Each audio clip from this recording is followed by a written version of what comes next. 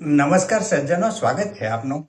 તો સજ્જનો, આપણા પ્રધાનમંત્રી શ્રી તેમની વિદેશ યાત્રામાં ફ્રાન્સ થઈ અને અમેરિકાની ધરતી ઉપર પગ મૂકે ત્યાર પહેલા જ યુએસ રાષ્ટ્રપ્રમુખ શ્રી ડોનાલ્ડ ટ્રમ્પ સાહેબે એક ટ્વીટ કરીને રેસિપ્રોકલ ટેરિફની જાહેરાત કરી દીધી અને તેનું રિએક્શન ભારતીય સ્ટોક માર્કેટે આજે દેખાડી દીધું અને નિફ્ટી ઇન્ડેક્સ આજે લગભગ 0.5% એટલે કે 102 પોઈન્ટ ડાઉન ગયો છે. આ જે રેસિપ્રોકલ ટેરિફ છે ને, તેનો સીધો સાદો અર્થ થાય છે તમારા જેવું અથવા તમારા જેટલું. એટલે કે તમે અમારી ચીજ વસ્તુ યા પ્રોડક્ટ ઉપર આયાત કરતે સમય જેટલો ટેક્સ નાખશો એટલો ટેક્સ અમે તમારી ચીજ વસ્તુ આયાત કરતી સમય નાખશું. કોઈ પણ દેશ માટે આ વાત છે, એકલી ભારત દેશ માટે નથી, ઓલ વર્લ્ડ માટે વાત કરી છે. હવે અત્યારે અહીંયા આપણે ટેરિફના મુદ્દાને અટકાવી દઈએ, પરંતુ એક વાત તો ચોક્કસ કે આ બધું ટેમ્પરરી હોય છે. બાકી ટેરિફ જો અમેરિકા વધારે એટલે તેના દેશમાં પણ ઇન્ટરનલ પ્રશ્નો ઊભા થાય જ અને તેના પ્રત્યાઘાતો ત્યાં પણ આવવાનું ચાલુ થાય. સૌથી પહેલા મોંઘવારી વધે અને મોંઘવારી વધે એટલે વ્યાજદર વધારવાની ફરજ પડે, વગેરે વગેરે ઘણા બધા પ્રશ્નો એકમાંથી બીજા શરૂ થઈ જાય. પરંતુ આ બધું થાય ત્યાર પહેલા જ અતિ હોશિયાર તેવા ટ્રમ્પ સાહેબ આમાં પણ જરૂર જણાય તેટલા ફેરફાર કરી નાખશે. અને એટલે જ કહેવાય કે આ બધું ટેમ્પરરી હોય છે. હવે કોઈ કહે કે શું આ બધી ટ્રમ્પ સાહેબને ન ખબર હોય? એલા ભાઈ, ટ્રમ્પ સાહેબને બધી ખબર જ હોય. આ તો ચૂંટણીમાં વચન આપ્યા હોય એટલે આ બધું કરવું પડતું હોય છે. સરવાળે તો આપણી જેમ જ ત્યાં પણ ડેમોક્રેસી છે. આપણે ત્યાં પણ 500 રૂપિયામાં ગેસનો બાટલો દેવો જ પડે છે ને અમુક રાજ્યમાં. તેના જેવું જ છે આ બધું.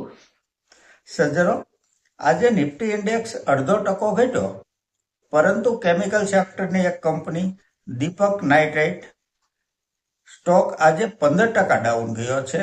અને આ ડાઉન જવાનું કારણ છે કંપનીનું ક્વાર્ટર 3નું આવેલું અતિ નબળું રિઝલ્ટ.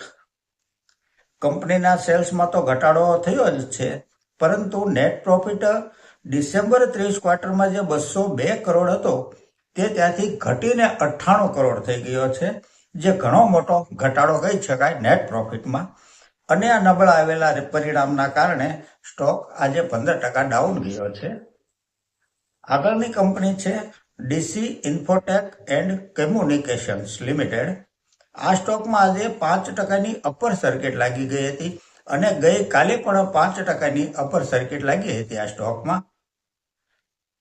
અને આ અપર સર્કિટ લાગવાનું કારણ છે કંપનીએ રજૂ કરેલું ક્વાર્ટર 3નું પોઝિટિવ રિઝલ્ટ. આ એક આઈટી કંપની છે. ક્વાર્ટર 3માં સેલ્સ 101 કરોડથી વધીને 130 કરોડ થયું છે અને નેટ પ્રોફિટ 2 કરોડ 17 લાખથી વધીને 3 કરોડ 69 લાખ થયો છે.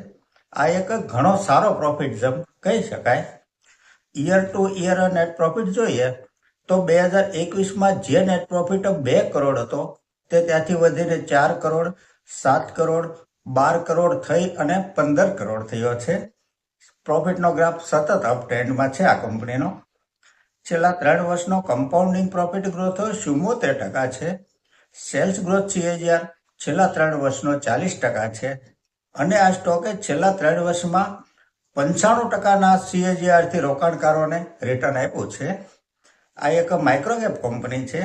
માર્કેટ કેપ 387 કરોડની છે. પી રેશિયો 25 છે.